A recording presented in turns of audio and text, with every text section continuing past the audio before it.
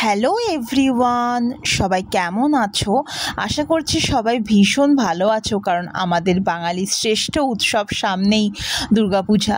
তো সবাই ভীষণই ব্যস্ত আছো নিশ্চয়ই শপিং করতে, অন্যান্য কোনো কাজে। যদিও বা আমি বিগত 14-15 দিন ধরে ভীষণভাবে অসুস্থ হয়ে পড়েছিলাম, খাট থেকে উঠতেই পারছিলাম না এক প্রকার বলতে গেলে চলে। এখন অনেকটাই সুস্থ হয়ে উঠছি আস্তে আস্তে।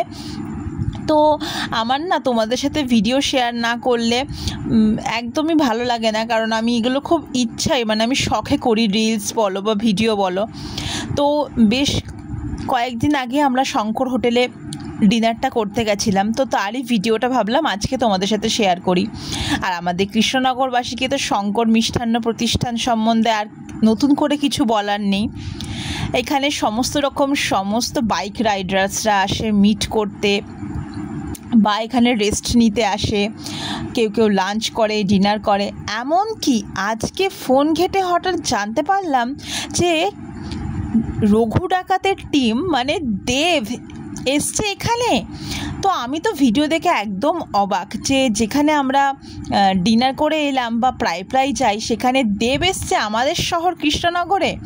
তো ভাবলাম যে যদি এক পাক বা একবার চোখের দেখা দেখতে পারতাম, সেই ছোটোবেলার থেকে ইচ্ছা দেবকে দেখার। তো দেবকে এত সুন্দর লাগছিল দেখতে, তো কি আর করা যাবে, ফোনে দেখেই আর কি দুধের স্বাদ ঘোলে মেটানোর মতন অবস্থা।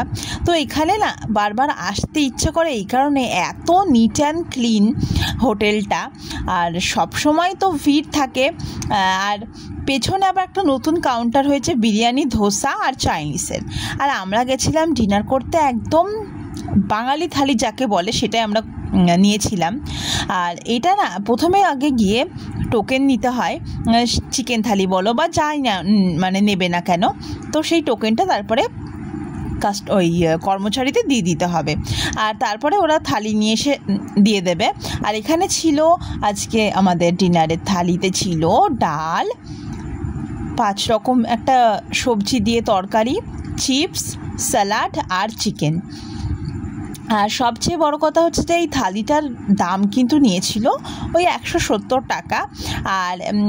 আর একটা কথা যেটা না বললেই নয়, সেটা হচ্ছে যে একটা জিনিস ভীষণ ভালো লাগলো, যে এরপরে মানে কেউ যদি থালি নেওয়ার পরে ভাত আবার চাই, তো ভাত, ডাল আর সবজি পুরো কিন্তু আনলিমিটেড, মানে যে যত নিতে পারবে ভাত, ডাল আর সবজি কিন্তু সেরকমভাবেই প্রোভাইড করা হবে। তো সেই জিনিসটা একটা খুব ভালো লাগলো, কারণ সাধারণ মানুষ অনেকেই পেট ভরে দুপুরের খাবারটা বা রাতের খাবারটা বেশ করতে পারবে।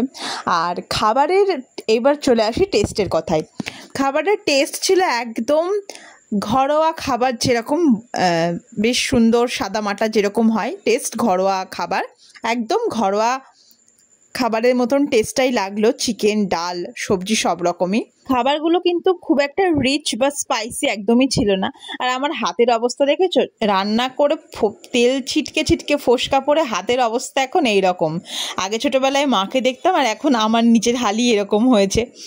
আর তারপরে এই যে খাবারের শেষে একটু মিষ্টি মুখ না করলে হয়, যেহেতু আমাদের বাড়িতে মিষ্টি আসা একদমই বন্ধ, প্রায় না আসেই প্রায় বলতে গেলে চলে।